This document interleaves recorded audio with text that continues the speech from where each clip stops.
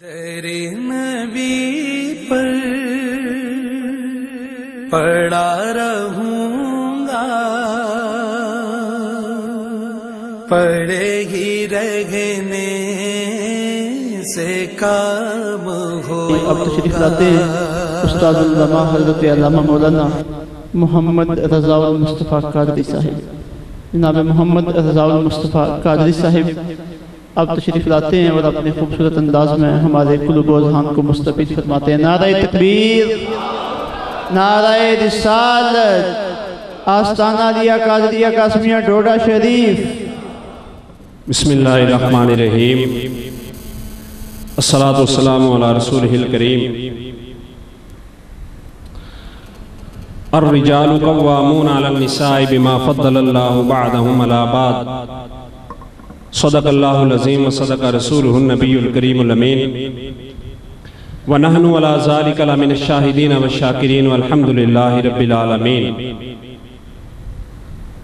ان اللہ وملائکتہ یصلون علی النبی یا ایھا الذین آمنوا صلوا علیہ وسلموا تسلیما۔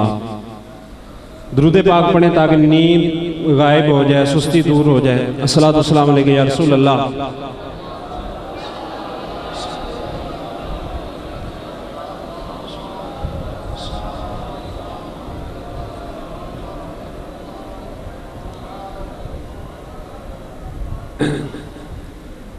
اعتکاف میں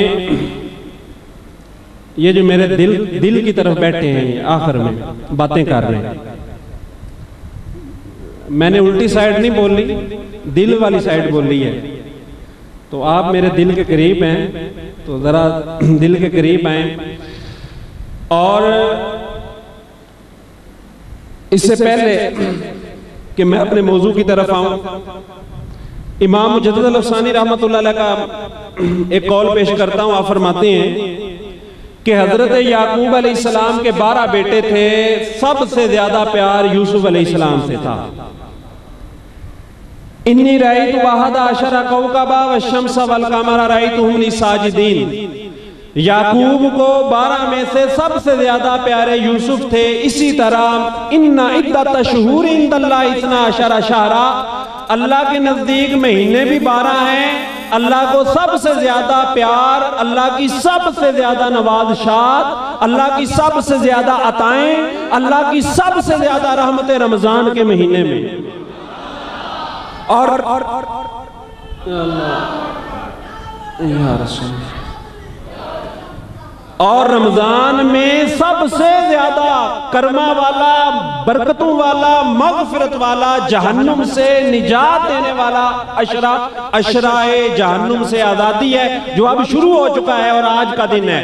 یہ گھڑیاں مڑ مڑ کے نصیب نہیں ہوتی، اس واسطے لکھا ہے علماء نے کہ رمضان کے آخری عشرے کی تاک راتوں میں لیلۃ القدر ہے، تو یہ آخری عشرے کی تاک راتیں یہ سب سے افضل ہیں، اور ذی الحجہ کے 10 دن فضیلت کے لحاظ سے افضل ہیں، اور رمضان کی آخری عشرے کی تاک راتیں فضیلت کے لحاظ سے شرف والی ہیں۔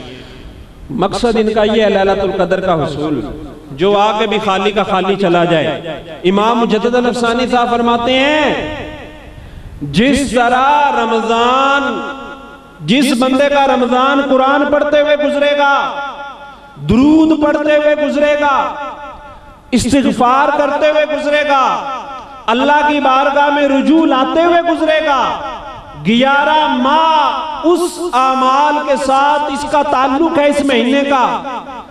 اس مہینے میں کیے گئے اعمال 11 مہینوں پر اثر انداز ہوتے ہیں، پورے سال پر اثر انداز رہتے ہیں۔ جس بندے کا یہ ماہ خیر والا گزرے گا، عبادت والا گزرے گا، اس کا پورا سال عبادت والا گزرے گا۔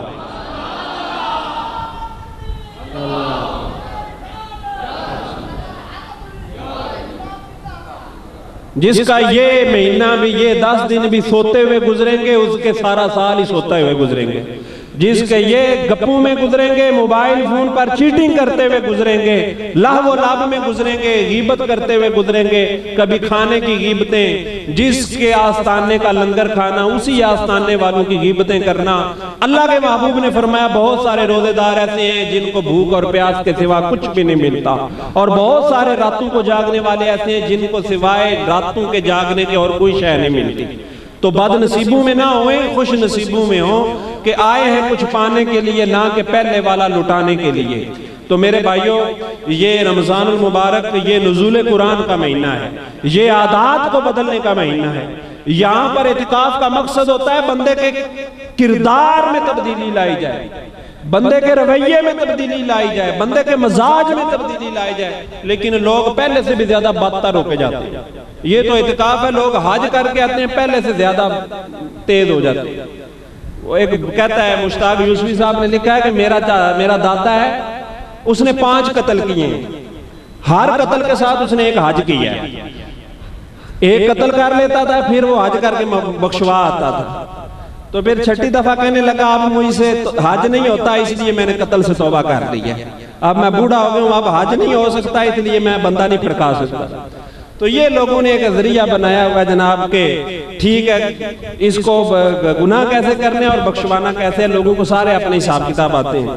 تو مقصد یہ ہے، مقصدیت یہ ہے کہ بندے کے رویے میں، بندے کے کردار میں تبدیلی آئے۔ قرآن پاک نے جو مقصد بیان کیا لعلکم تتقون، یہ بھوک ہڑتال، یہ اسٹرائک کرنا مقصد نہیں ہے بھوکا پیاسا، فرمایا تاکہ تمہیں تقوی ملے۔ تقوی کیسے ملتا ہے؟ جب اعتکاف کو اس کی روح کے مطابق گزارا جائے، اعتکاف کو اس کی روح کے مطابق گزارا جائے، روزے کو اس کی روح کے مطابق گزارا جائے، زبان کو بری باتوں سے روک کے رکھا جائے، کانوں سے برا نہ سنا جائے، غیبت نہ سنی جائے، آنکھوں سے وہ نہ دیکھا جائے جو اللہ اور اللہ کے رسول کو ناپسند ہے۔ تو یہ پھر ملتا ہے تقویٰ۔ پھر اعتکاف والے یہاں پر ایسے بھی ہوتے ہیں جن کو حضور کی زیارت بھی ہوتی ہے، جن ایسے بھی ہوتے ہیں اتنے کثرت کے ساتھ درود پاک پڑھ کے جاتے ہیں، ماشاءاللہ سرکار کرم فرما دیتے ہیں، بزرگان ڈوڈا شریف کا فیض ملتا ہے۔ اور بادشاہوں کے دربار میں آ کے جو بندہ بادشاہوں کی بے ادبیاں کر کے جائے، پھر بادشاہ اس سے عطا نہیں کرتے بلکہ اس پر خطا کی وجہ سے عطاب کیا جاتا ہے اور سزا دی جاتی ہے۔ تو اس واسطے اجود الاجودین اکرم الاکرمین کا دربار ہے۔ تو یہ کوشش کریں، نزول قرآن کا مہینہ ہے، میرا بھائی کوئی ایسا ہے جس نے مقصد طے کر کے آیا ہو کہ میں ان 10 دنوں میں اتنے قرآن پاک کے ختم کروں گا، ہدف طے کر کے آیا ہو، پلان کر کے آیا ہو کہ میں اتنے قرآن پاک کے ختم کروں گا، اتنی دفعہ میں درود پاک پڑھوں گا، اتنے دن میں نے تاک راتوں میں صلاۃ و تسبیح پڑھنی ہے، نماز تسبیح پڑھنی ہے، چاہے کوئی مجھے پڑھائے نہ پڑھائے میں نے خود پڑھنی ہے، اشراق چاشت کی میں نے خود پابندی کرنی ہے، تہجد کی نماز قضا نہ ہو یہ اس کا پابند میں نے خود اپنے آپ کو بنانا ہے، کھانا کھاتے ہوئے سنتوں اور آداب کا لحاظ رکھنا، رعایت کرنا یہ میری ذمہ داری ہے، کسی مسلمان کا دل نہ دکھے، کوئی میری زبان اور ہاتھ سے محفوظ رہے، اس کا پابند میں خود بننا اپنے آپ کو۔ اور جتنے علماء کے بیان ہوں گے ان کے ہنٹس، یہ بچہ میں دیکھ رہا ہوں یہ ماشاءاللہ لکھ رہا ہے، ہر سال یا یہ بھی لکھ رہے ہیں، تو بہت گنتی کے لوگ ہیں جو کام کی باتوں کو لکھ لیتے ہیں۔ حضرت علی کا آج یوم شہادت اور آپ کا ارشاد ہے کہ قید العلم بالقلم، علم کو لکھ کر قید کر لو۔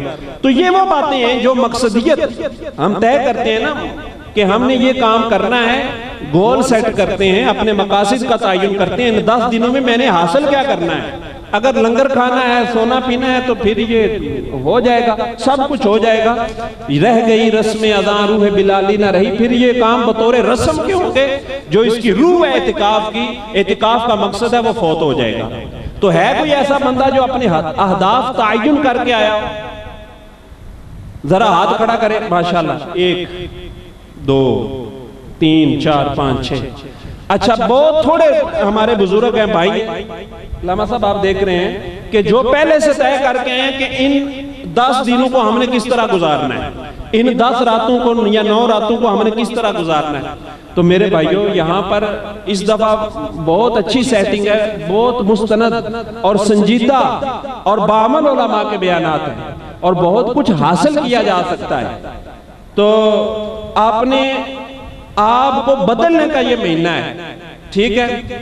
مجھے ایک دوست بتانے لگا کہ میں نے اپنی دعاؤں کی لسٹ دیکھی، اللہ کے محبوب نے فرمایا نا کہ سحری اور افطاری کے وقت دعا قبول ہوتی ہے۔ حدیث پاک ہے کہ الصائم عند فطرہ لا یرد، کہ روزے دار کی افطار کے وقت دعا رد نہیں کی جاتی، اور ہم ٹیلی فون پہ گپیں آنکھ رہے ہوتے ہیں، دوستوں سے خوش طبیاں کر رہے ہوتے ہیں، مذاق کر رہے ہوتے ہیں۔ کہنے لگا میں نے دعاؤں کی ڈائری دیکھی جو پچھلے سال میں نے دعائیں مانگی تھیں، تو کہنے لگا الحمدللہ ان میں ساری کی ساری اللہ کی بارگاہ میں قبول ہو چکی تھی۔ یار آپ ایک دفعہ اللہ کی ذات پہ یقین تو رکھیں، آپ مانگ کے تو دیکھیں، آپ بے شک لکھ لیں میری بات، آپ دعا اپنی دعائیں سحری اور افطاری کے وقت اللہ کے محبوب نے فرمایا دعائیں قبول ہوتی ہیں، اور ہم غفلت میں گزار دیتے ہیں وقت۔ اس واسطے یہ گھڑیاں مڑ مڑ کے نصیب نہیں ہوتی، آپ بے شک یہ دعاؤں کو لکھ لیں، اور بے شک جا کے بعد میں اگلے سال اللہ نے زندگی دی تو کمپیریزن کر لیجیے گا، تجزیہ کر لیجیے گا پچھلے سال میں نے کیا کیا مانگی اور کتنی قبول ہوئی۔ اللہ کی رحمت سے اللہ والے کریموں کے دربار میں آئے ہیں، یہ تو ہے اللہ یا رسول یا علی، یہ تو جس کو اپنے قدموں میں بلا لیتے ہیں اس کو تار دیتے ہیں، دونوں جہان میں اس کا بیڑا پار کر دیتے ہیں۔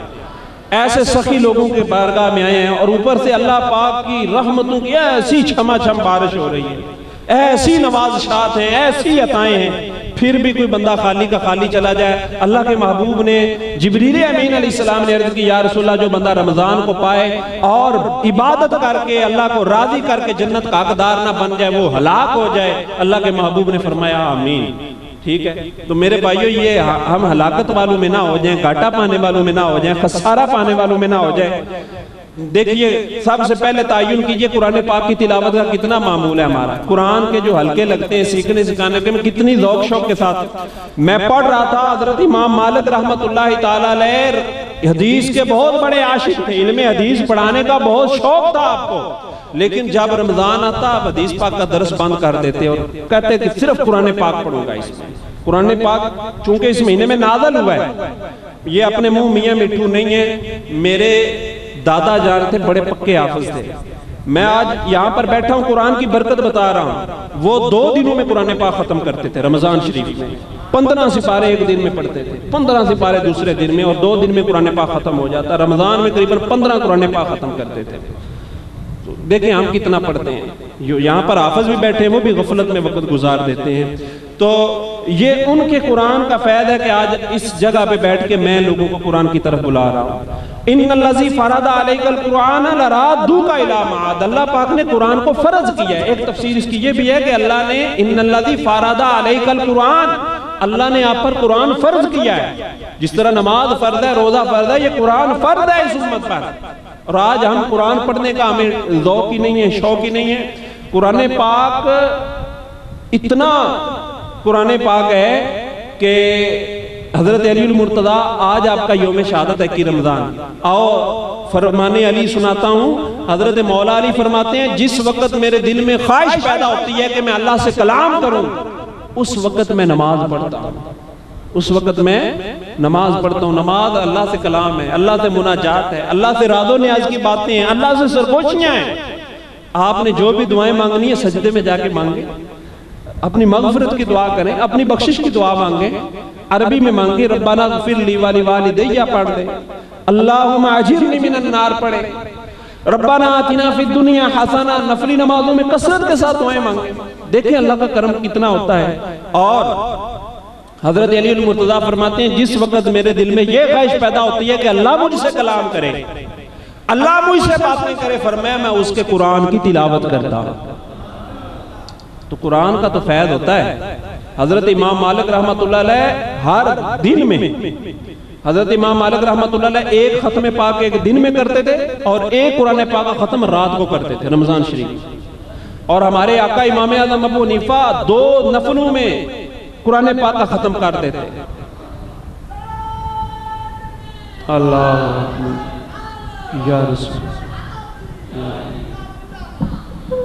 اس واسطے میرے بھائیوں قرآن پاک جتنا ہو سکتا ہے، پچھلے سال یہاں پر ٹینٹ لگا ہوا تھا علامہ صاحب، یہاں پر جس نے انفرادی عبادت کرنی تھی ادھر ٹینٹ لگا ہوا تھا، تو میں آپ سے عرض کروں گا خدا را کم از کم زیادہ نہیں تو ایک ختم پاک تو ضرور کر کے جائیں، یہاں پہ قرآن پاک کا ایک ختم تو ضرور کریں، اور جو حافظ ہیں وہ تو میں کہتا ہوں کہ 3 ختم کریں، روزانہ کی ایک منزل پڑھ سکتے ہیں منزل پڑھیں، نہیں تو 10 پارے پڑھ سکتے ہیں 10 پارے پڑھیں، 2-3 گھنٹوں میں حافظ پڑھ دیتے ہیں 10 پارے، تو ضرور یہ گھڑیاں بار بار نہیں آتی، قرآن پاک کا ان کے ساتھ بڑا نزول قرآن کا مہینہ ہے، تو قرآن پاک کو جتنا زیادہ وقت دے سکتے ہیں دیں۔ اور میں علامہ صاحب سے، برادرم تنویر بٹالوی صاحب سے، علامہ محمد یونس قادری صاحب سے بھی عرض کروں گا کہ اگر کوئی بندہ انفرادی طور پر قرآن کی تلاوت کر رہا ہو تو اس کو نہ ڈسٹرب کیا جائے، ٹھیک ہے، قرآن پاک پڑھنے دیں، کسی کو ذوق شوق ہے قرآن پاک سے نہ روکا جائے، باقی ہاں کوئی سستی کا شکار ہے، غفلت کا شکار ہے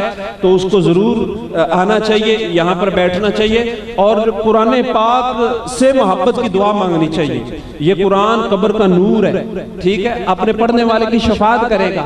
اللہ کے محبوب علیہ السلام کا فرمانا ہے جو روزانہ سورہ ملک کی تلاوت کر لیتا ہے قبر کے عذاب سے محفوظ رہے گا۔ تو یہ عادت بنائیں، یہ اپنے کردار میں دیکھیں میرے اندر کیا تبدیلی آئی ہے اس رمضان میں کتنا کو بدلا ہوں، یہ عادتوں کو بدلنے کا مہینہ ہے۔ تو اس بات سے میرے بھائیوں، اور تاک راتیں بالکل ایک تاک رات ہو سکتا ہے لیلۃ القدر خیر من الف شہر، 1000 راتوں کے مہینے سے افضل رات ہے۔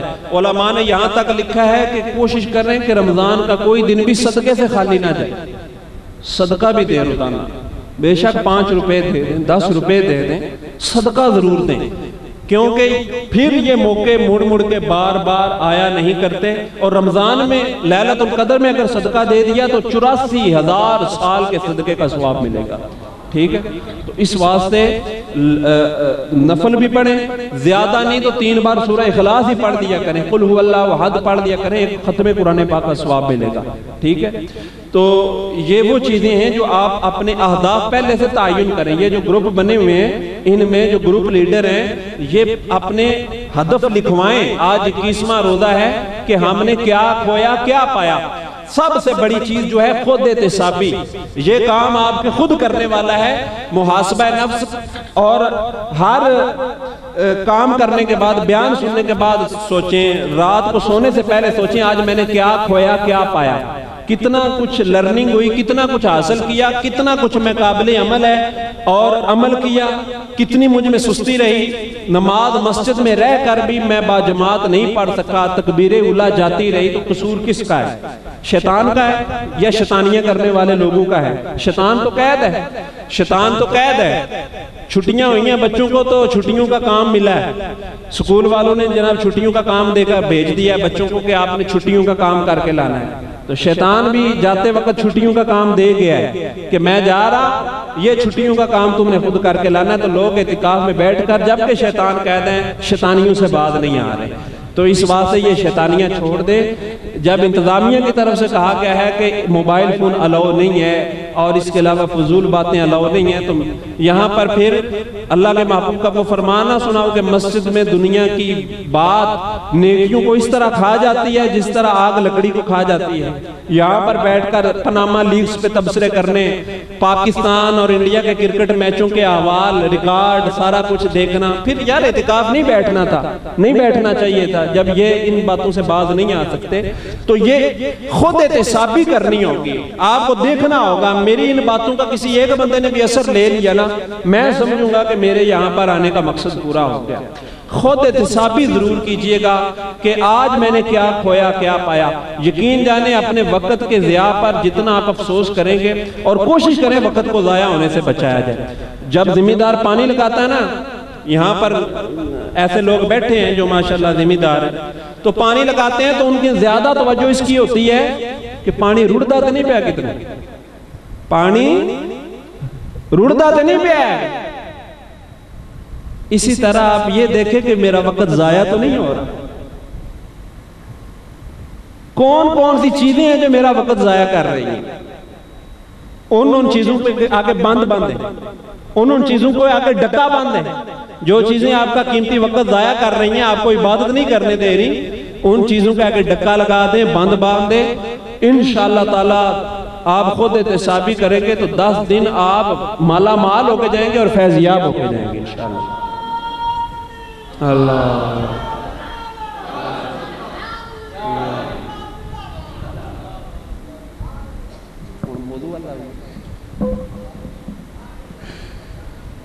مجھے موضوع دیا میاں بیوی کے حقوق، ہر سال ہی مجھے یہ موضوع ملتا ہے، تو یہ ان کا پتہ نہیں میرے اوپر اعتماد ہے یا میں بیان اس کو بڑا اچھا کر لیتا ہوں اس لیے یہ مجھے دیتے ہیں۔ تو بہر صورت میرا پسندیدہ موضوع ہے میاں بیوی کے حقوق و فرائض۔ کچھ تقریر کو نہیں کرنی، گلاں کرنیاں سیدھیاں سیدھیاں۔ اگر میری گلاں تانوں ناراض دل آزاری دا سبب مان رہی ہیں تو میں ایتھی موقوف کر دینا۔ اصلاح احوال نال یقین جانو کہ مقصد ہے کہ اپنی اصلاح واسطے، ٹھیک ہے، سارے اپنی اصلاح واسطے بیٹھے ہیں۔ میں نے آیت پاک پڑھی ہے الرجال قوامون علی النساء بما فضل اللہ بعضهم علی بعض، کہ اللہ فرماتا ہے کہ مردوں کو ہم نے قوام بنایا ہے، مردوں کو فضیلت والا بنایا ہے۔ کیوں؟ وبما انفقوا، ان کو عورتوں پر فضیلت عطا فرمائی ہے اس واسطے کہ یہ خرچہ کرتے ہیں۔ شادی کے بعد جو خرچے کی ذمہ داری ہے، نان و نفقے کی ذمہ داری ہے، وَعَلَيْهِ رِزْقُهُنَّ وَقِسْوَتُهُنَّ بِالْمَعْرُوفِ کی ذمہ داری ہے، ٹھیک ہے۔ خرچ کی ذمہ داری بیوی کو رہنے کے لیے رہائش دینا، پہننے کے لیے کپڑے دینا، کھانے کے لیے روٹی دینا، یہ مرد کی ذمہ داریوں میں ایک ذمہ داری ہے جو اللہ نے اس کے ذمہ لگائی ہے۔ یہاں پر میں پھر یہی عرض کروں گا میرے بھائیوں، یہ 10 دنوں میں میرے بزرگ بھی ہیں، میرے نوجوان بھائی بھی ہیں اور میرے بچے بھی بیٹھے ہیں، یہ شاگرد ہیں، یہ میرے بچے ہیں۔ میں یہ آپ سے یہ عرض کروں گا کہ رمضان کے اس اعتکاف میں یہ داعیہ، یہ تبدیلی ضرور لے کر جائیں کہ اللہ نے کمائی کی ذمہ داری مرد کے اوپر لگائی ہے۔ کمانا، اہل و عیال کو کھلانا، ان کے نان و نفقہ، ان کے سکنا، ان کی رہائش کا انتظام یہ مرد کے کندھوں پر ہے۔ اور جو بیویوں کی کھٹی کھاتے ہیں، جو خود نکھٹو نکمے نکارے بن کے گھروں میں بیٹھے رہتے ہیں اور بیویاں کما کے لائیں، اور جن کی نظر اپنے سسرال کے مال پر ہوتی ہے، عید آتی ہے کئی گھروں میں خوشیوں کے بجائے غم آتے ہیں۔ کیوں؟ بیوی سے لڑتے تیرے پیکیا نے کوئی عیدی شیدی نہیں بھیجی، تیرے میکے والوں نے کوئی عیدی شیدی نہیں بھیجی، آموں کا موسم آیا ہے تو آموں کے سیزن میں پیٹی کیوں نہیں آئی سسرال کے گھر سے؟ سسر صاحب حج پہ گئے ہیں، سسر صاحبہ ساس صاحبہ عمرے پہ گئی ہیں، تو تیرے ماں باپ نے حج پہ ہمارے لیے کوئی تحفہ شوفہ کیوں نہیں لائے، کوئی سوٹ شوٹ کیوں نہیں لائے؟ گھروں میں لڑتے ہیں، ایسے حریص ہیں، بیوی کے مال پہ نظر ہے، بیوی کی زیور پہ نظر ہے۔ اعلیٰ حضرت امام اہل سنت شاہ امام محمد رضا خان فرماتے ہیں جو بندہ ڈیمانڈ کر کے اپنے سسرال والوں سے لیتا ہے وہ رشوت لیتا ہے، اور اللہ کے محبوب علیہ السلام کا ارشاد ہے راشی والمرتشی کلاہما فی النار، رشوت لینے والا اور رشوت دینے والا دونوں جہنمی ہیں۔ اور یہ جو آپ کے گھر میں سوٹ آئے ہیں، یہ پھل آئے ہیں، یہ ہدیے آئے ہیں، یہ تحائف آئے ہیں، یہ کوئی خوشی سے انہوں نے نہیں دی، آپ کے شر سے بچنے کے لیے دی ہیں۔ کوئی واہ کر کے نہیں دیتا، آہ کر کے دیتے ہیں۔ پتہ نہیں کتنی لوگوں سے قرضہ لیا ہوگا، کتنی مشقتوں کا کولو کے بیل کی طرح وہ بیچاروں نے پس کر اپنی بیٹی کی عزت بچانے کے لیے، اپنا لنگ بچانے کے لیے آپ کو دیا ہے۔ تو میں یہ آپ سے یہ عرض کروں گا کہ خدا را اپنے بچوں کی شادیاں کریں، یا جن کی بیٹیاں بیاہ کر آپ کے گھر میں آئی ہیں خدا را ان کے مال پر نظر نہ رکھیں، اور اس وجہ سے عورت کو تانے نہ دیں کہ تیرے ماں پہ انہیں تنوں دیتا کہ سسیں ساس آج کل تانے دیتی ہے، جاؤ پانڈے کٹ کے لیا جڑے ماں پہ انہیں دیتے نہیں دے، وہ بستر کٹ کے لیا جڑے ماں پہ انہیں دیتے رہے۔ آج ہمارے گھروں میں بے سوادیاں ہیں اس مال کی ہرس کی وجہ سے، ناچاکیاں ہیں اس مال کی ہرس کی وجہ سے، لڑائی جھگڑے اس مال کی ہرس کی وجہ سے۔ یہ اپنے دلوں کا تزکیہ کر کے جائیں، دلوں کا کوڑ ختم کر کے جائیں، یہ دلوں کی بیماری یہیں پہ دفن کر کے جائیں۔ یہ مال ہے جس نے آج باپ کی جائیداد کا بٹوارہ ہوتا ہے، لوگ باپ کے گریبان کو پکڑتے ہیں اور ابا تو کیتا کہ ساڈے واسطے، باپ کو گالیاں دیتے ہیں، بدبخت ہیں، باپ کو ٹھڈے مارتے ہیں، باپ کو مار دیتے ہیں، قتل کر دیتے ہیں. یہ خبریں ہم پڑھنے کو مل رہی ہیں. کس لیے؟ چند مرلوں کے لیے، چند ٹکوں کے لیے، چند پیسوں کے لیے. باپ کے ساتھ پھڈے بازی، سکے بھائی کے ساتھ لڑائی کہ ابا جی نے اس بھائی کو دے دیا ہے، مجھے نہیں دیا. اس کو مرلے زیادہ مل گئے، اس کو کنالے زیادہ مل گئی، اس کو پیسے زیادہ مل گئے، ہمیں کچھ نہیں دیا.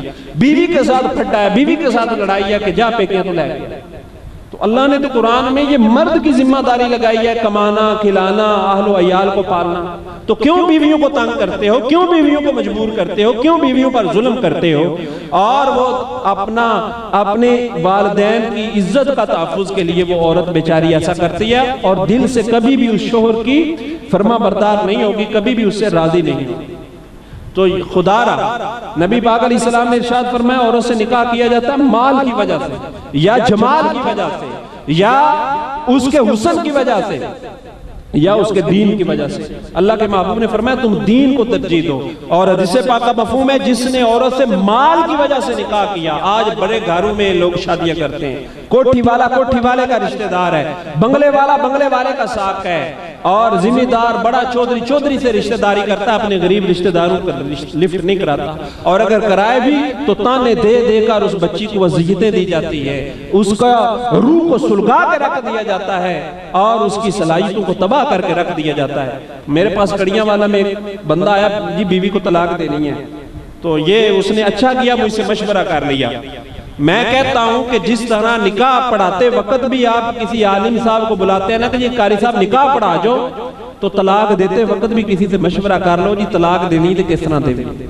تو میں نے اس سے کہا کہ حضور نبی پاک علیہ السلام کا ارشاد ہے کہ جب تمہیں بیوی کی کوئی بات ناپسند ہو، حدیث پاک ہے، حضور نبی پاک علیہ السلام نے ارشاد فرمایا جب تمہیں کوئی بیوی کی بات ناپسند ہو تو اس کی خوبیوں کی طرف دیکھو، تو ہو سکتا ہے کہ اس کی عادتوں میں کوئی باتیں ایسی ہوں جو تمہیں پسند آ جائیں.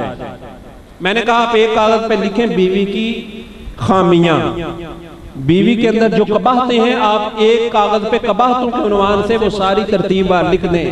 قباحت نمبر 1، قباحت نمبر 2، 3، 4، 5، اس کے اندر یہ عیب ہے.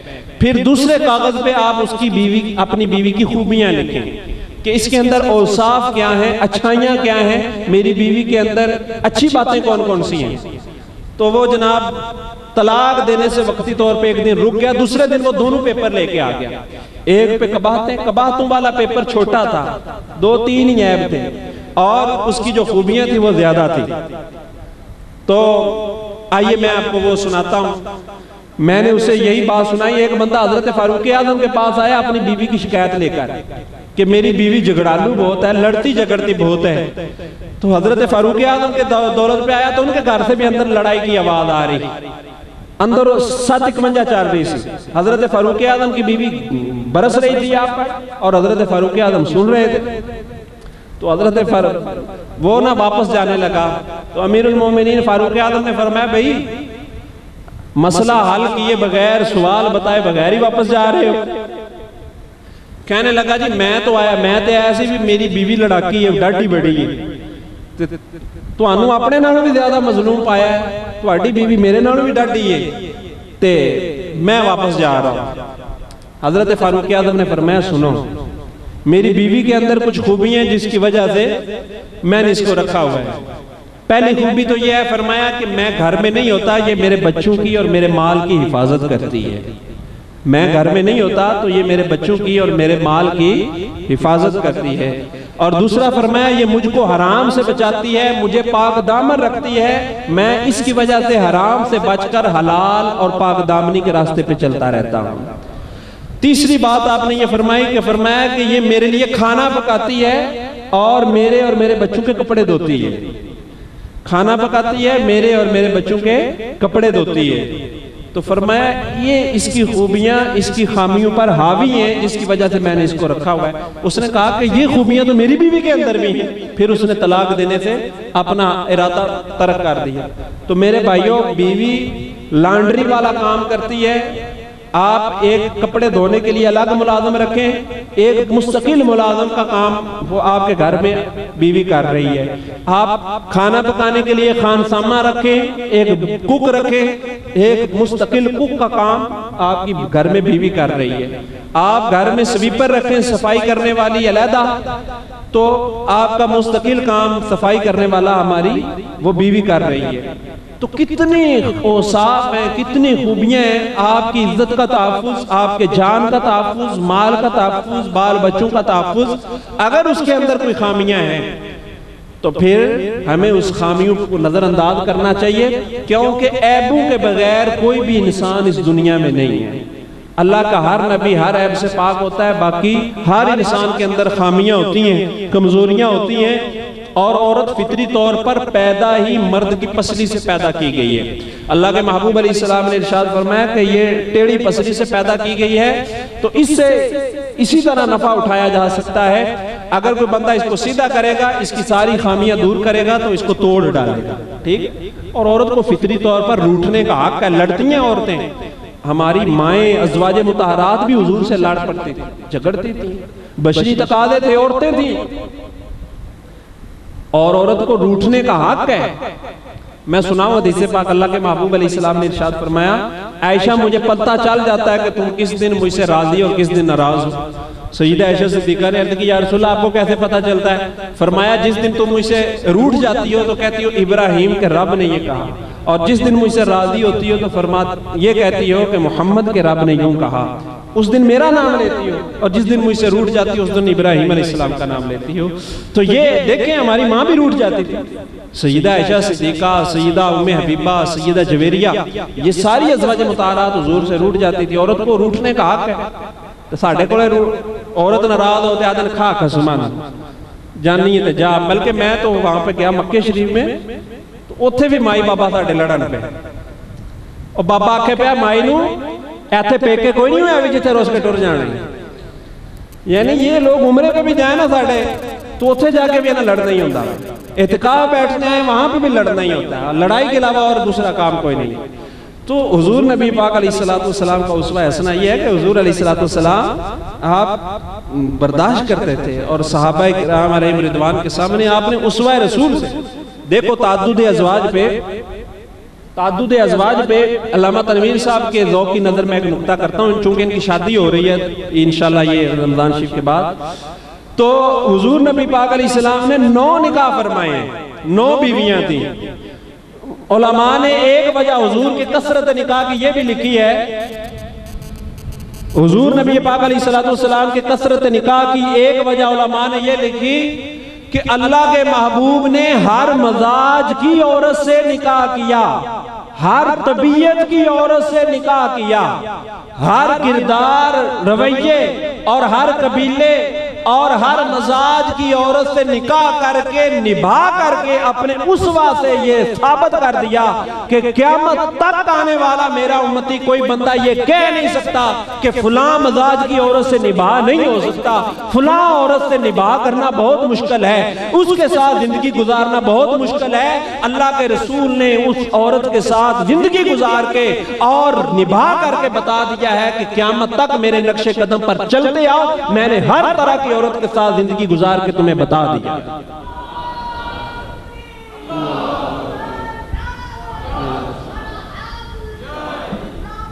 زندہ باد بابا جی, تسی بھی زندہ باد.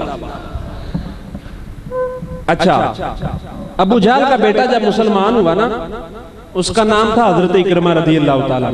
وہ جڑے لمبے پہ ہو گلہ نہ کرو ہے ابھی, حضرت اکرمہ رضی اللہ تعالیٰ نو. اچھا توجہ میری طرف رکھیں, یہ بڑی کام کی بات ہے, بے شک لکھ لیں ڈائریوں پہ. حضرت اکرمہ رضی اللہ تعالیٰ عنہ جب مسلمان ہوئے نا, تو اللہ کے محبوب نے فرمایا آج کے بعد کوئی بندہ ابو جہل کو برا بلا نہ کہے, آج کے بعد کوئی بندہ ابو جہل کو برا بلا نہ کہے. کیوں نہ کہے؟ محدثین فرماتے ہیں وجہ یہ تھی کہ فطری طور پر اولاد اپنے ماں باپ کی برائی نہیں سن سکتی. ایک بیٹے کے سامنے اس کے باپ کی برائی بیان کی جائے, بے شک وہ کافر ہی ہو, وہ اس سے برداشت نہیں ہوتی. عورت کے سامنے سب کچھ ہو جائے, اس کے ماں باپ کو برا بلا نہ کہا جائے. کیوں؟ جب اللہ کے محبوب نے ابو جہل کے بیٹے کے سامنے ابو جہل کو برا کہنے سے روک دیا, تو آپ کون ہوتے ہو جو اپنی بیوی کے سامنے اس کے ماں باپ کو گالیاں دیتے؟ کیا اس کے ماں باپ ابو جہل سے بھی برے؟ ایک تو انہوں نے آپ کو اپنی بیٹی پال پوس کے جوان کر کے اچھی تربیت دے کے آپ کے ساتھ بیاہ کیا، اور دوسری طرح آپ بکواس کرتے اس کے ماں باپ کو گالیاں دیتے ہو۔ غیرت مر گئی ہے تمہاری، شرم ختم ہو گئی ہے کہ تم، ایک تو انہوں نے اپنی بیٹی تمہارے نکاح میں دی ہے، دوسرا ان کے مال پر ندیدوں کی طرح، چغلوں کی طرح تمہاری نظریں اور اس کے ماں باپ کو برا بھلا بولتے ہیں۔ یہ ہمارے معاشرے کے اندر یہ ہو رہا ہے، اور لوگ اپنے سسرال کو، اپنی ساس کو گالیاں دیتے ہیں، اپنے سسر کو گالیاں دیتے ہیں، تو وہ تمہاری کب سے دل و جان سے مطیع و فرما بردار بنے گی؟ جس عورت کے سامنے اس کے ماں باپ کو برا بھلا کہا جائے وہ کبھی بھی دل و جان سے تمہاری وفادار نہیں ہوگی۔ اللہ کے محبوب نے تو ابو جہل کے بیٹے کے سامنے ابو جہل کو برا کہنے سے روک دیا تھا کہ ابو جہل کو برا نہ کہو، اکرمہ کا دل دکھے گا۔ تو کیا یار تمہاری بیٹی، اس کا اتنا بھی حق نہیں ہے کہ اس کے ماں باپ کے اچھے لفظوں سے یاد کر؟ اس واسطے میرے بھائیو، یہ جو بہت بری عادت ہے جن گھروں کے اندر بھی ہے، ساس اور سسر کو لوگ گالیاں دیتے ہیں، برے لفظوں سے یاد کرتے ہیں، تو عورت بھی پھر اپنا انتقام لیتی ہے۔ کس طرح لیتی ہے؟ وہ آپ کی نسل کو کباڑا کر کے رکھ دیتی ہے، آپ کے بچوں کو آپ کا باغی بنا کے رکھ دیتی ہے۔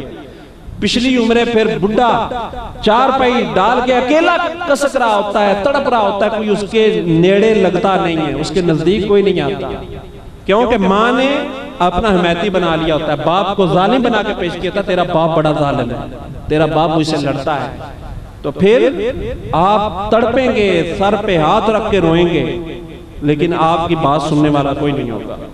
اللہ کے محبوب علیہ السلام نے ارشاد فرمایا خیرکم خیرکم لأہلی وَأَنَا خیرکم لأہلی، فرمایا تم میں سب سے اچھا وہ بندہ ہے جو اپنی بیویوں کے ساتھ اچھا، اور میں تم میں سب سے زیادہ اپنی بیویوں کے ساتھ اچھا ہوں۔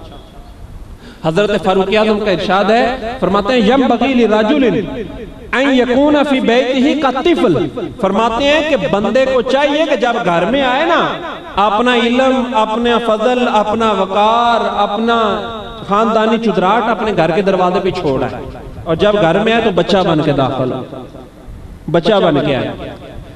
وہ آپ نے ڈاکومنٹری دیکھی ہے، جب وہ بگیاڑ آتا ہے نا، بھیڑیا آتا ہے شام کو، جب بھیڑیا آتا ہے نا اپنے گھر میں، بگیاڑ آتا ہے جب شام کو، تو بچے یوں دوڑ کر لپٹ جاتے ہیں اس کی ٹانگوں کے ساتھ۔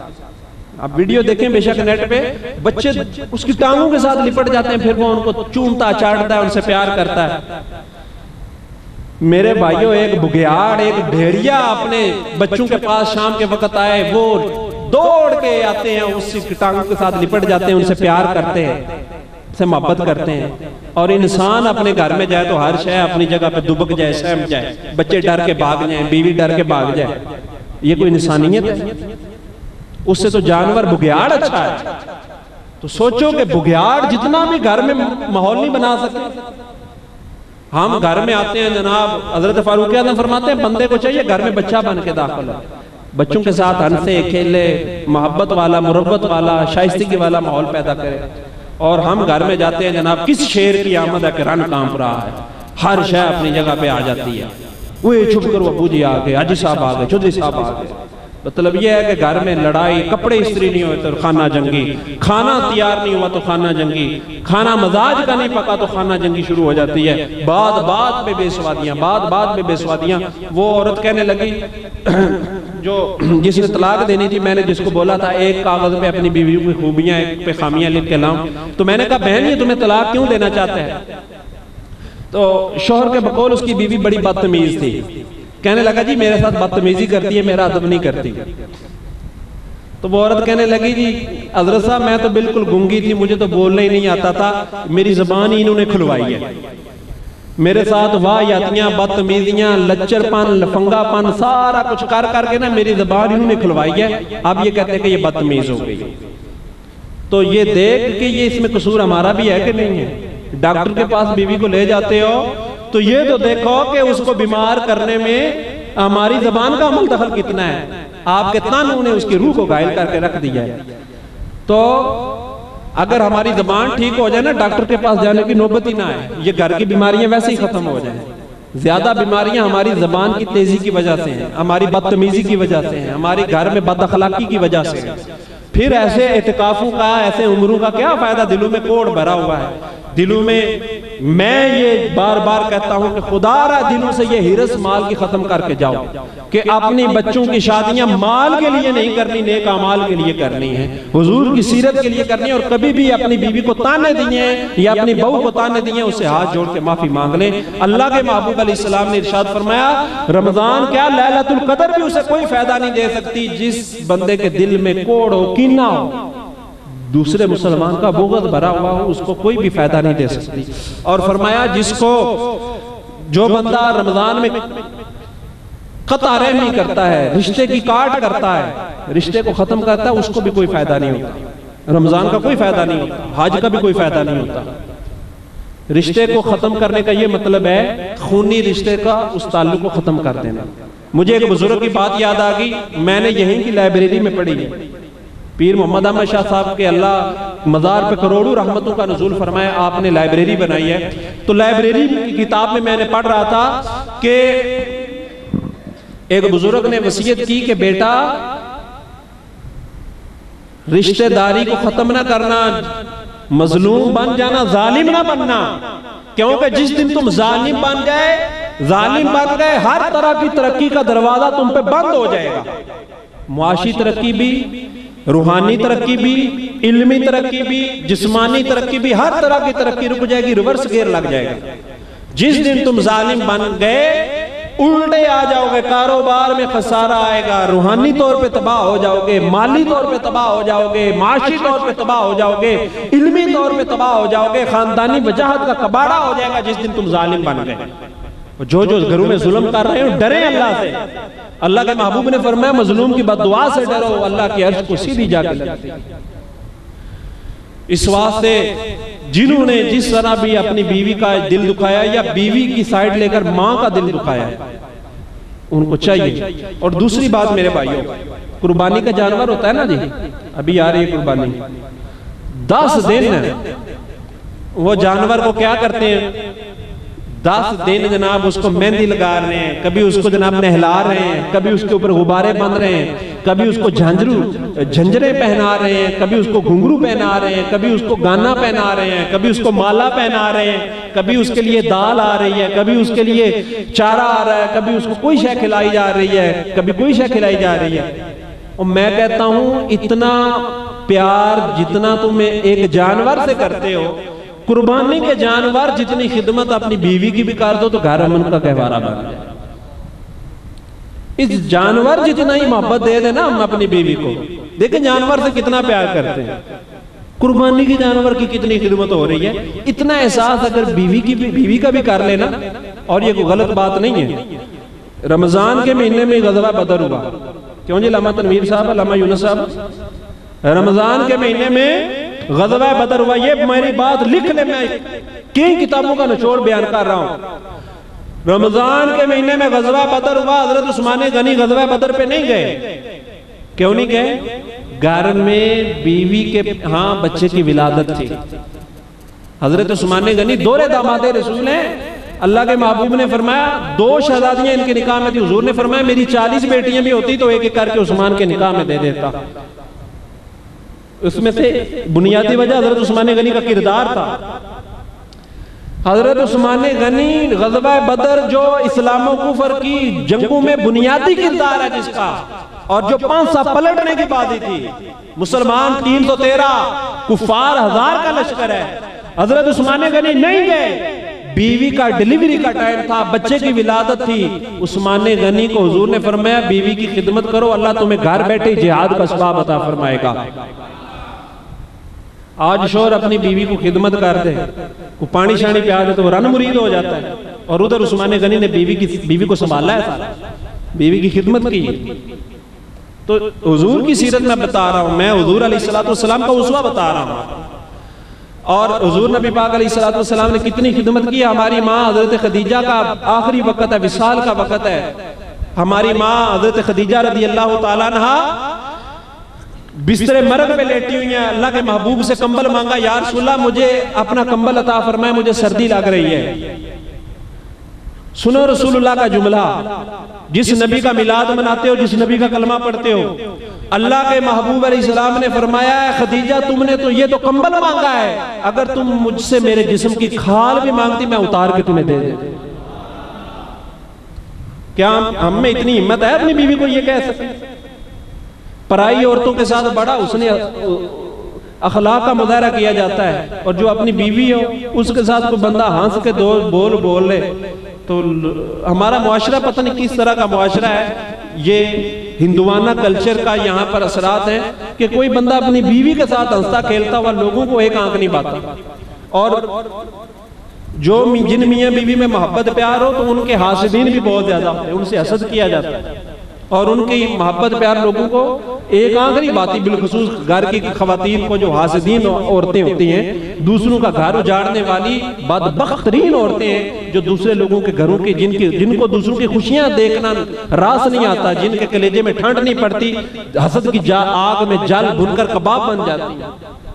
میں ان کو بھی سنا رہا ہوں جو دوسروں کا گھر اجاڑتی ہیں، چغلیاں لگاتی ہیں اور جھوٹی باتیں سنا کر مطلب یہ ہے کہ پاک دامن عورتوں پر تہمت لگاتی ہیں۔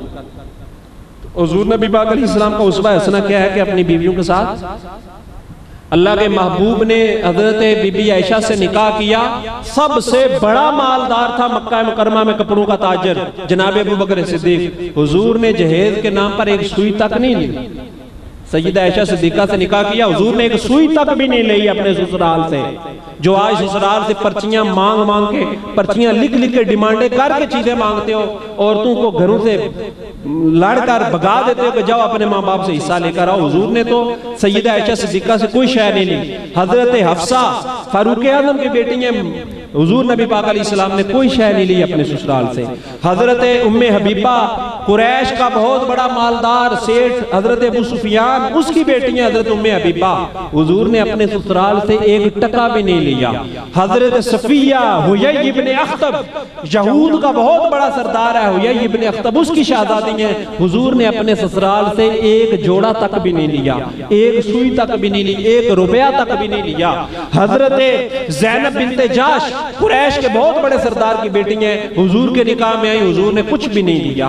حضرت زینب بنت خزیمہ حضور نے نکاح فرمایا، حضور نے اپنے سسرال سے کوئی شے نہیں لی۔ حضرت میمونہ حضور کے نکاح میں آئی، اللہ کے محبوب کی زوجیت میں آئی، حضور نے اپنے سسرال سے کوئی شے نہیں لی، نہ اپنی بیوی کو کہا کہ جاؤ اپنے سسرال سے کوئی چیز لے کر آؤ، اپنے پیکو سے کوئی چیز لے کر آؤ۔ حضرت ماریہ قبطیہ، یعنی یہ میں عرض کر رہا ہوں یہ ہماری وہ مائیں ہیں، حضور نبی پاک علیہ السلام کے نکاح میں آئی، حضور نے اپنے سسرال سے کوئی شے بھی نہیں لی۔ اور آج ہم لوگ اتنے تڑی والے ہو گئے ہیں کہ اپنی بیویوں کو میلاد اس نبی کا مناتے ہیں، اور حضور کی سیرت کا لحاظ نہیں ہمیں یاد رہتا کہ اللہ کے محبوب نے تو کبھی اپنی بیوی کو مارا، حضور سے بھی ہیں، حضور نبی پاک علیہ السلام آپ کبھی اپنی بیوی کو جھڑکی بھی نہیں دی۔ اور آج ہمارے گھروں کے اندر کیا حال ہے، ہمارا کردار کیا ہے، ہمارا اخلاق کیا ہے، ہمارا رویہ کیا ہے، ہمارا مزاج کیا ہے۔ آخری بات عرض کر کے میرا خیال آپ تھک گئے، میں عرض کر کے ختم کرتا ہوں۔ حضرت ہندہ حضرت ابو سفیان کی بیگم ہے، حضور کی بارگاہ میں ہے، یہ بات بھی میری دھیان سے سننے والی ہے۔ حضرت ہندہ ابو سفیان کی بیگم ہے، حضرت امیر معاویہ کی والدہ ہیں، حضرت ام حبیبہ کی والدہ ہیں۔ حضور کی بارگاہ میں کہنے لگے یا رسول اللہ میرا شوہر بڑا کنجوس ہے، مجھے خرچہ نہیں دیتا۔ کئی لوگ ایسے بھی ہیں ماشاءاللہ، یہاں پہ بھی شہنشاہ بیٹھے ہوئے ہیں، دوستوں کی پارٹیوں پہ تو ہزاروں روپے خرچ کر آتے ہیں، ہوٹلنگ کرنے جائیں، لیکن اپنی بیوی کو خرچے کے لیے ایک ٹکا بھی نہیں دینا۔ بار عیاش، بار بڑے سخی ہیں، لیکن گھر میں اتنی بخیل اور مکھی چوس ہیں۔ حق ہے بیوی کا بھی، بیوی کو خرچہ دو، بیوی کو دو خرچہ۔ یہ اللہ تعالیٰ نے شریعت کی جانب سے اللہ اور اللہ کے رسول کا حق ہے، اپنی حیثیت کے مطابق دو، جیب خرچی دو، انشاءاللہ اس کا دل راضی ہوگا۔ تو اب کیا ہوا، کہنے لگے یا رسول اللہ میرا شوہر جو ہے یہ بڑا صحابی رسول ہے۔ حضرت ابو سفیان کہنے لگے یا رسول اللہ وہ بخیل بہت ہیں، پیسے نہیں دیتے مجھے۔ تو حضور نبی پاک علیہ السلام نے ارشاد فرمایا تم اس کو بتائے بغیر اس کے مال سے لے لیا کرو، جتنی تمہیں ضرورت ہو نا اس کے مال سے تم لے لیا کرو۔ اچھا یہ ایک لحاظ سے تو یہ چوری بھی ہے، کیوں جی کسی نے دسیوں بغیر وہ پیسے کٹ لینا چوری ہے نا. اور حضور علیہ السلام کیا فرما رہے ہیں کہ تم اس کو بتائے بغیر اس کے مال سے لے لیا کرو. تو معاذ اللہ زبان نبوت چوری کی تبلیغ تو نہیں کر سکتی. اور یہ بھی ہے، یہ غیبت بھی نہیں ہے. غیبت یہی ہوتی ہے کسی بندے کا برا تذکرہ کیا جائے، لیکن جب ایک بندے کو انصاف کہیں پہ نہ مل رہا ہو، کہیں پہ سنوائی نہ ہو رہی ہو، تو اس کا برا تذکرہ کرنا یہ غیبت نہیں ہوتی. مفتی کے پاس فتویٰ بتانے کے لیے یا استاد کے سے مسئلہ پوچھنے کے لیے کوئی بندہ یہ بات کرے تو یہ غیبت نہیں ہے. نبی پاک علیہ السلام آپ کے وہ صحابی تھے، حضور علیہ السلام یہ بھی فرما سکتے تھے کہ میں اس کو بتاتا ہوں. حضور علیہ السلام، میرا آپ سے سوال ہے، حضور نبی پاک علیہ السلام اگر اس صحابی کو بلاتے اور ان کی تربیت فرماتے تو آپ کا کیا خیال ہے؟ انہوں نے اپنی اصلاح کرنی تھی کہ کو نہیں کرنی تھی؟ کرنی تھی نا. اس کا آئیڈیل طریقہ تو یہ تھا کہ حضور صحابی کو بلاتے، بیوی کی شکایت سن کر ان کو فرماتے کہ اپنی بیوی کو خرچہ دے دیا کرو، نہ کہ چوری کا حکم دیتے. تو لیکن حضور نے حضرت ابو سفیان کو کچھ نہیں کہا، بیوی کو کہا ہے، حضرت ہندہ کو کہا کہ تم اس کے مال سے لے لیا کرو، اس کو بتائے بغیر لے لیا کرو جتنی ضرورت ہو.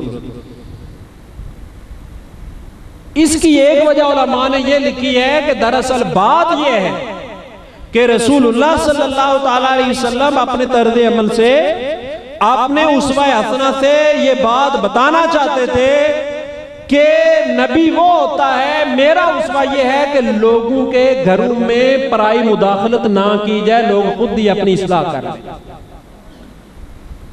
کسی کے گھر میں مداخلت نہ کی جائے. حضور نے ان کے گھر میں مداخلت نہیں کی، ان کی پرائیویسی میں انٹرفیئر نہیں کیا، ان کے معاملات کو نہیں چھیڑا.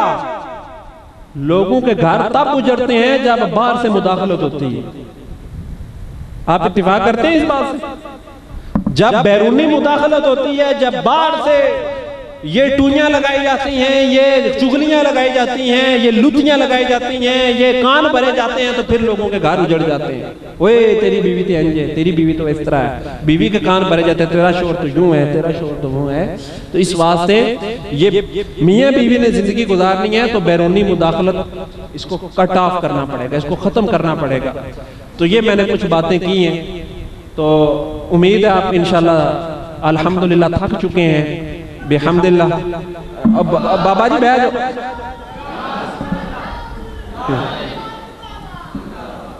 میں خود تھک چکا ہوں، میں جھوٹ کیوں بولوں؟ تو اس واسطے آپ بھی تھک چکے ہوں گے، ظاہر بات ہے آپ بھی انسان ہیں. کوئی آپ مطلب یہ ہے تو بشری تقاضے ہوتے ہیں، بندہ تھک جاتا ہے. تو لیکن یہ ہے کہ اپنی مقصدیت کو پیش نظر رکھیں، خود احتسابی محاسبہ ضرور کریں کہ میں نے کیا کھویا کیا پایا، اور اپنے اہداف جو ہیں یہ پلان کر لیں، لکھ لیں. اتنے میں نے قرآن پاک ختم کرنے ہیں، اتنی دفعہ درود پاک پڑھنے ہیں، 5 نمازیں تکبیر اولیٰ کے ساتھ باجماعت پڑھنی ہے، اشراق، چاشت، اوابین، تہجد کی پابندی کرنی ہے، اور اپنے رشتہ داروں کے ساتھ، یہاں پر جو رشتہ دار اعتکاف والے ان کے ساتھ حسن سلوک کرنا ہے.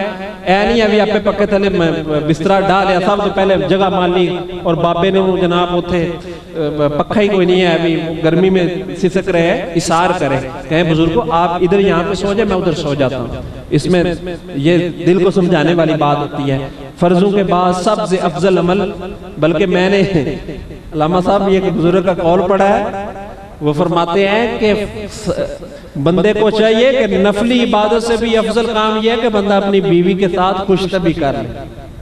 نفل پڑھنے سے بہتر یہ ہے کہ بندہ بیوی کے ساتھ ہنس کر 2-4 باتیں کر لے. ٹھیک ہے، ان تراویہ نہ کھنجا سڑے گا. ابھی علامہ صاحب نے کیا ہے کہ چونکہ بیوی سے باتیں کرنے اس واسطے تراویہ نہیں پڑھنی ہے. ابھی یہ ویسے ایک بزرگ کا قول سنایا ہے، اور یہ جو بچے جن کی شادیاں ہوں گی یہ بے شک اس بات پر عمل کیجئے گا. یہ اس کی ضرورت موجودہ معاشرے میں زیادہ ضرورت اس بات سے ہے کہ آج ہمیں سکرین سے کٹ آف ہونے کا موقع نہیں ملتا. بیٹھے ماں پہ پڑے نے تو موبائل وچ پڑے نے، ٹچ ٹچ ٹک ٹک ٹک، فیس بک پہ، واٹس ایپ پہ. بیوی بیچاری کہہ رہی ہے کہ یہ بھی مسئلہ ہے، یہ بھی مسئلہ. حضرت صاحب فیس بک پہ اور سکرین سے یہ آؤٹ نہیں ہو رہے. تو اس واسطے اس وقت کا ٹاپ ہو کے کام کو کوالٹی کا کرنا چاہیے، بیوی کے دکھڑے سننے چاہیے، ماں باپ کی دل جوئی کرنی چاہیے، اللہ پاک کی رضا اور خوشنودی کے لیے اللہ پاک عمل کرنے کی توفیق عطا فرمائے۔ اگر کسی کی دل آزاری ہوئی ہو تو بھائی معاف کرنا، اس نے نیت سے نیک نیتی سے یہ کچھ باتیں عرض کی ہیں، اللہ پاک مجھے اور آپ کو ہم سب کو عمل کرنے کی توفیق نصیب فرمائے۔ القاسم ٹرسٹ کو اللہ تعالیٰ مزید برکتیں اور عروج عطا فرمائے۔ یا رسول یا علی زندہ باد۔ الحمدللہ رب العالمین والصلاة والسلام علی سید المرسلین اللہم صلی اللہ سیدنا مولانا محمد معدن الجود والکرم والہ بارک وسلم۔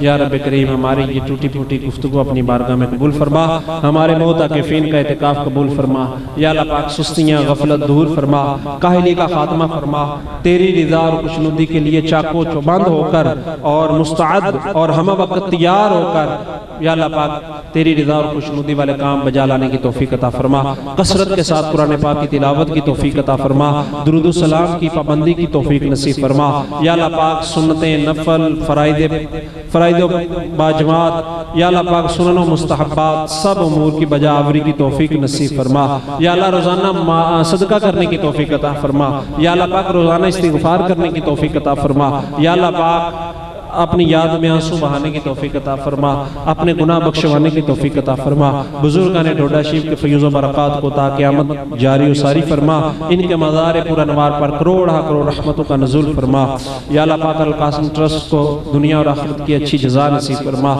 سبحان ربک رب العزت عما یصفون وسلام علی المرسلین والحمدللہ رب العالمین وصلی اللہ تعالی علی رسول خیر خلق محمد وعلی آلہ وصحبہ اجمعین برحمتہ۔ پڑا رہوں گا پڑے ہی رہنے سے کام ہو